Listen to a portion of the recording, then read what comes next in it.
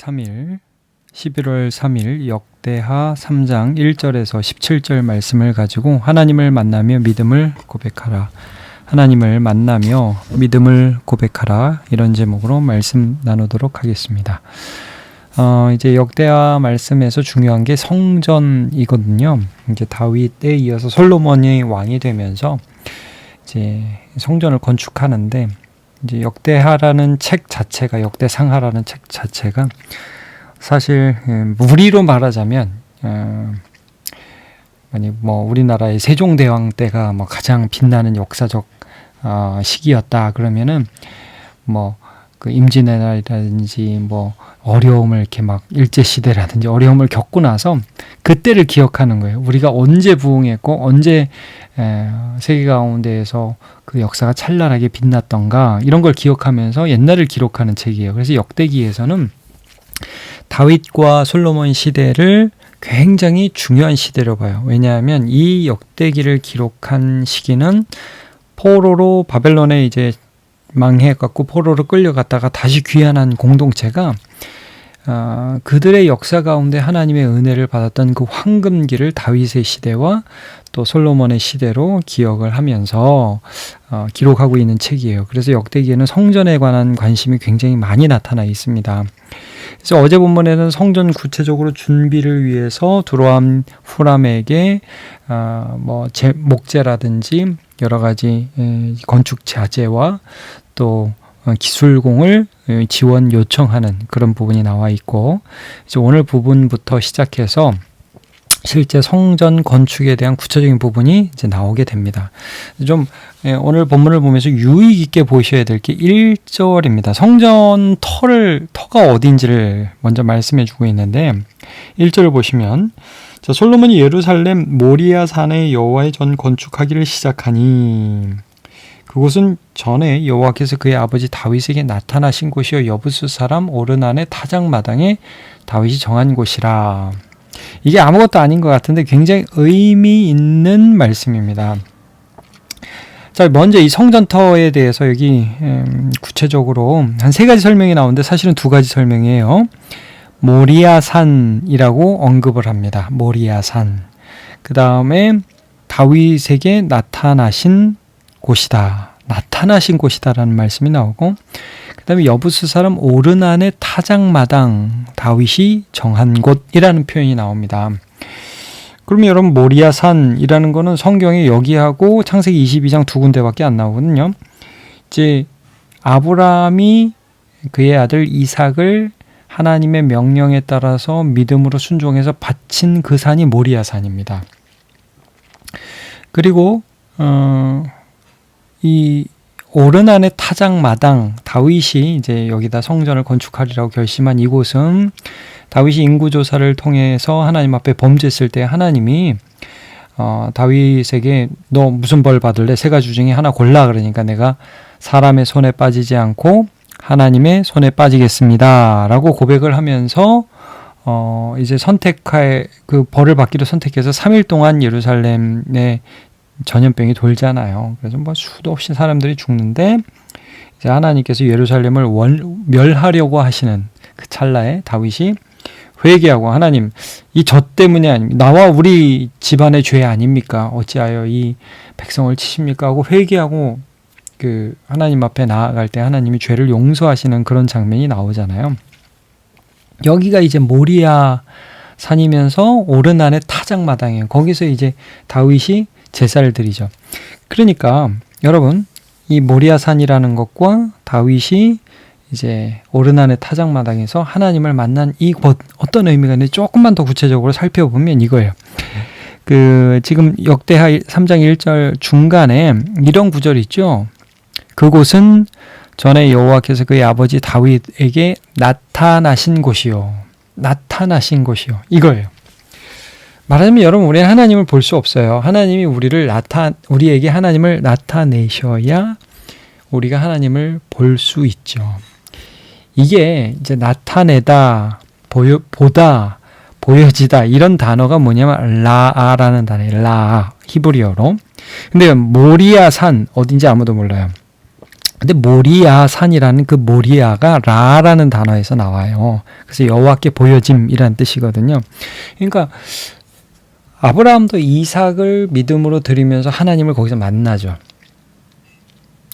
하나님이 아브라함의 믿음을 통해서 아브라함을 받아주시고 그 아브라함을 통해서 하나님의 나라를 세워주실 것을 약속하시는 곳이 바로 모리아산입니다. 근데 라, 보여지다 이런 뜻이 있어요. 그래서 여호와 이레가 이레도 마찬가지예요. 이제 그곳을 아브라함이 여호와의 이레, 그래서 여호와의 산에서 준비되리라 이런 표현인데 여호와 이레 할 때 여호와께서 보신다는 뜻이 있는 거예요. 그래서 자, 오르난의 타작마당에서도 하나님이 다윗을 만나 주시는 거죠. 죄 때문에 하나님이 다윗을 벌하시고 다윗 가문과 이제 끝내셔야 하는데 그 죄를 용서하시고 다윗을 만나 주시죠. 바로 그 곳이 성전의 의미라는 거예요. 여러분 성전이 여기서 이제 왜 중요하냐면 하나님이 죄인을 용서하시고 하나님을 나타내 주셔서 만나 주신다는 약속이 있는 장소가 되는 것입니다. 그런 하나님의 긍휼 때문에 우리가 하나님을 만날 수 있죠. 그래서요, 이 성전을 말씀하면서 이제 오늘 본문에도 보면 그 특별히 8절 이하의 지성소에 대한 말씀이 나와요. 이 성전이 출애굽기에 먼저 성소, 그러니까 천막으로 하나님의 말씀을 따라 계시되어서 모세 때에 성막을 짓다가 이제 다윗이 그것을 건물로 지은 것이 성전이잖아요. 근데 이제 성막에 보면 성소와 지성소가 나옵니다. 근데 이제 이 지성소 안에는 법궤가 있고 그 위에 그룹이 있고 이제 거기 1년에 한 번씩 대제사장이 들어가서 피를 뿌리고 하나님이 그들을 만나 주시잖아요. 그래서 출애굽기 25장 22절을 읽어드리면 거기서 속죄소를 말합니다. 그 언약궤를 둔 뚜껑 그 위에 이제 그룹이 2개 있거든요. 오늘도 10절에 보면 두 천사 그룹이 나오지 않습니까? 거기서 내가 너와 만나고 속죄소 위 곧 증거궤 위에 있는 두 그룹 사이에서 내가 이스라엘 자손을 위하여 내게 명령할 모든 일을 내게 이르리라. 이 성전은 하나님과의 만남에 대한 약속이 있는 곳이에요. 예수님이 성전에서 장사하고 성전을 통해서 돈을 벌고 그러는 사람들을 보면서 화를 내시면서 이런 말씀을 하시죠. 마가복음 11장 17절 이에 가르쳐 이르시되 기록된 바 내 집은 만민이 기도하는 집이라 칭함을 받으리라고 하지 아니하였느냐. 너희는 강도의 소굴을 만들었도다 하시매. 하나님과 만남이 있어야 되는 거예요. 거기에는 죄사함이 있고 하나님께서 그들을 만나주시고 말씀해 주시고 은혜가 베풀어 주는 그러한 약속이 있는 곳이에요. 근데 거기서 장사하고 있으니까 예수님 뭐라고 말씀하시죠? 꾸중하시죠. 상을 엎어버리시죠. 신약으로 이 성전의 의미가 그래서 여러분 어떻게 더 확장되고 더 풀어져서 우리에게 다가옵니까? 구약에서의 성전, 하나님 만나려면 성전에 가야 되는 거예요. 근데 여러분 예수님이 이 땅에 오시면서 하나님을 보여주셨죠. 여러분 요한복음에서 이거 굉장히 우리 강조했었는데 요한복음 1장 18절 본래 하나님을 본 사람이 없으되 아버지 품속에 있는 독생하신 하나님 누구? 예수님이 하나님을 나타내셨느니라 이런 표현이 있잖아요. 그러니까 하나님이 하나님을 나타내셨어요. 그래서 하나님이 우리를 만나주세요. 그분이 예수님이에요. 그래서 예수님을 임마누엘이라고 그러죠. 하나님이 우리와 함께 계시다. 예수님이 하나님을 나타내셔서 라 모리아산 여호와 이레 여부스의 오르난의 타작마다 그 구약에 나타나 있는 희미한 하나님과의 만남을 실제 실현하여 이 땅에 보여주신 분이 예수님이라는 거예요. 그리고 이제 예수님에 대한 말씀을 우리가 들을 때에 성령께서 우리 안에서 역사해 주셔서 말씀 안에서 하나님을 만나는 역사가 또 있다는 거죠. 그게 기도고 그게 우리가 말씀 들을 때 은혜 받는 거잖아요. 그래서 신약 성경에 가면 우리가 성전이라고 하죠. 하나님을 만나니까. 그래서 여러분 그 요한복음 4장에 보면 사마리아 여인 나오는데 그 사마리아 여인이 어디서 예배해야 돼요? 난 하나님을 만나고 싶은데 도대체 어디에서 예배해야 돼요? 여기에요? 사마리아 이 산이에요? 아니면 예루살렘이에요? 예수님 뭐라고 그러셨죠? 이 산에서도 말고 예루살렘도 말고 아버지께 친정으로 예배할 때가 온다. 아버지께서는 이렇게 예배하는 자를 찾으시는데 영과 진리로 성령 안에서 하나님 말씀을 받으면서 하나님과의 만남이 이루어질 것이다. 너희가 바로 성전이 될 것이다. 이런 말씀이죠. 그러니까 여러분, 이 성전터, 오늘 이제 3장 1절 한 구절을 가지고 좀 말씀을 제가 오래 했는데, 이 솔로몬의 성전을 쭉 보면서 이 성전터가 어디에 세워지느냐를 보면서 우리는 하나님이 우리 같은 인간을 예수 안에서 만나 주신다는 것, 하나님이 자기를 보여주신다는 것, 그래서 우리를 만나 주시고 우리 죄를 용서해 주시고 우리의 믿음을 받으신다는 것, 마치 아브라함에게 다윗에게 그랬던 것처럼 그것을 우리가 믿음으로 오늘도 우리가 예수님 안에서 하나님을 만나야겠습니다. 기도하고 또 말씀 속에서 예수님을 의지하면서 하나님의 자비와 은혜를 우리의 마음속에 받는 거예요. 그리고 하나님께 나아가는 거예요. 하나님을 만나는 것입니다. 그런 은혜를 다 누리시길 바랍니다. 자, 그러면 이제 오늘 나머지 부분들은 어떤 부분인가? 좀 보면 약간 지루해 보일 수도 있어요. 근데 이제 나머지 부분에 좀 강조되는 게 오늘은 이제 성전 전체에 대한 그 구조를 좀 설명하거든요. 여기 이제 3절에 보면 낭실이라고 나오죠. 그 4절에 나오네요. 성전 앞에 있는 낭실. 이 낭실이라는 것은 이제 출입구문을 얘기를 하고요. 자, 그리고 보시면서 이제 규빗 나오는데 규빗이라는 것은 그 팔꿈치에서 손바닥 끝까지 길이라고 그래요. 그래서 보통 45cm 정도라고 봅니다. 그러니까 쭉 하여튼 보시면서 이 건물 크기가 이 당시에는 하여튼 뭐 요즘 건물하고는 비교할 수 없지만 이 당시에는 굉장히 웅장하고 또 안에 들어가는 금이 엄청나요. 보시면 이 낭실이 먼저 나오는 낭실은 좀 전에 말씀드렸던 것처럼 출입구. 그 다음에 이제 5절 보시면 대전 나오죠. 대전. 대전은 큰 집이란 뜻이에요.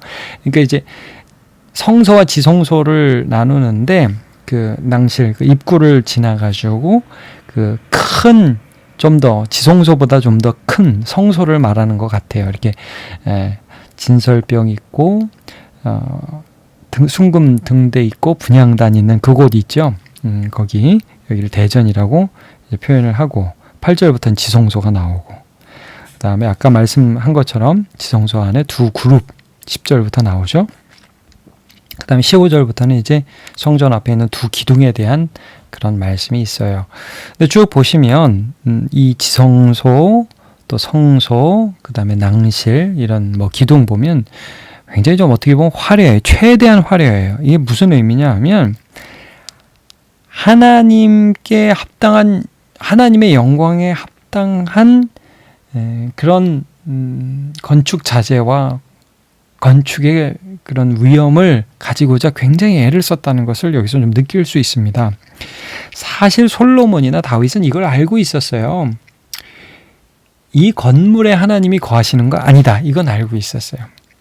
왜냐하면 하나님도 분명히 말씀하시고 하나님 온 천하에 충만하신 분이시거든요. 그래서 우리가 이제 어제 본문에도 보면 역대하 2장 5절 6절 내가 건축하고자 하는 성전은 크니 우리 하나님 모든 신들보다 크심이라. 누가 능히 하나님을 위하여 성전을 건축하리요. 하늘과 하늘들의 하늘이라도 주를 용납하지 못하겠거든 내가 누구이기에 어찌 능히 그를 위하여 성전을 건축하리요. 그 앞에 분향하려 할 따름이니이다. 이런 말씀을 합니다. 그러니까 내가 뭐 이 성전을 하나님을 위해서 뭘 할 수 있고 야 하늘과 하늘들의 하늘도 우리 하나님 용납하지 못한다. 하나님은 어느 한 곳에 여기 계세요 하신다고 거기 계실 수 있는 분이 아니다 이런 말씀이죠. 무소부재하신 분 단지 이것을 건축함으로 하나님이 약속해 주셨으니까 나를 만나 주시겠다고 약속을 해 주셨으니까 그 앞에서 분향한다는 게 뭐예요 여러분? 기도한다는 거예요. 하나님께 아뢰다는 거예요. 하나님께 나아간다는 거예요. 하나님과 만난다는 거예요. 그걸 위해서 내가 이거를 할 뿐이다. 이게 여러분 성전을 건축한다는 것은 하나님을 위해서 무엇을 해드린다가 아니라 하나님을 만나고자 하는 열망의 표현이죠. 그리고 순금으로 이 모든 것들을 한다는 것은 그 하나님의 영광에 걸맞는 내 최선을 다한다는 말씀이에요.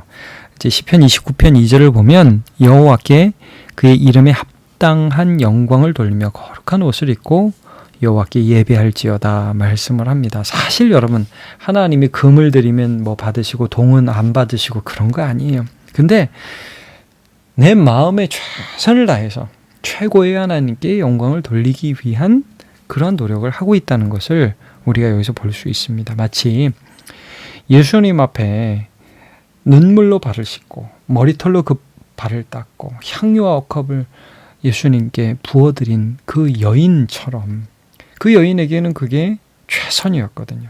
그러니까 하나님을 사랑하는 마음을 이렇게 건축물 가운데 드러내려고 했던 것이죠. 이게 이제 솔로몬과 다윗에게 그들이 할 수 있었던 믿음이었던 것을 알 수 있고요. 하나님이 그게 금이라서 받은 게 아니라는 거예요. 그들 안에 있는 하나님을 향한 존경과 경외와 믿음이었다는 것을 우리가 알 수 있습니다. 여러분, 하나님이 재물을 가지고 우리에게 뭐라고 하지 않으십니다. 그러나 하나님은 그것이 하나님의 영광에 합당한 우리의 최선인지는 보십니다. 하나님께 그 하나님의 영광에 합당한 나의 믿음을 들으시기를 축복합니다. 이제 마지막으로 오늘 좀 볼 게 이제 마지막 부분이죠. 오늘 본문의 15절부터 17절까지 보면 성전 앞에 기둥을 세웠어요. 근데 그 기둥 둘 보시면 높이가 35 규빗이고 꼭대기 머리가 5 규빗이고 굉장히 높죠. 뭐 한 17m, 18m 되는 거 아니에요. 그러니까 이 뭐 15m 이상의 그런 기둥을 만들었단 말이에요. 17절에 보니까 성전 앞에 세운 그 왼쪽 기둥, 오른쪽 기둥 이름을 붙였어요, 각각. 왼쪽에는 보아스, 오른쪽은 야긴이라고 불렀어요. 보아스와 야긴, 야긴과 보아스. 그래서 이제 여러분 이게 무슨 뜻이냐면 야긴은 그가 세우신다, 보아스는 그에게 힘이 있다, 이런 뜻이에요. 다시 한번 야긴은 그가 세우신다, 보아스는 그에게 힘이 있다. 그 여러분 성전에 들어가면서 웅장한 기둥이 딱 있는데 이게 뭘 상징하는 거겠어요? 다윗을 위시로 해서 이제 세워지는 그 왕국이 하나님이 세우시는 왕국이라는 뜻이 있는 거예요. 하나님만이 우리의 기둥이시라는 거예요. 그리고 그 힘은 하나님께만 있다는 거예요. 그리고 우리는 그 하나님을 만날 거라는 신앙의 고백이 여기 들어있는 거예요. 그러니까 여러분 이 성전 그 건축에 대한 설계도는 사실 다윗이 영감 가운데 하나님께 받아서 솔로몬에게 전해줘서 솔로몬이 건축을 했으니까 아마 이것도 하나님께서 주신 부분이겠지만 또 그들의 신앙의 표현이기도 했어요. 그들은 늘 성전 안에 들어가는 거는 그건 아무 때나 아무렇게나 할 수 있는 게 아니에요. 그러나 그 성전에 서 있는 기둥을 보면서 맞아, 이 나라는 하나님이 세우셨어. 맞아, 우리의 이 나라의 힘은 하나님께만 있어 라는 신앙 고백을 계속해서 하는 거예요. 여러분 우리도 잘 보세요. 우리의 인생의 대문 앞에 어떤 기둥이 세워져 있느냐 한번 좀 보시길 바랍니다. 하나님이 나를 세우셨다, 하나님이 나의 힘이시다, 이런 고백을 할 수 있는지. 뭐 요즘에는 SNS 하면 다 프로필 사진 있잖아요.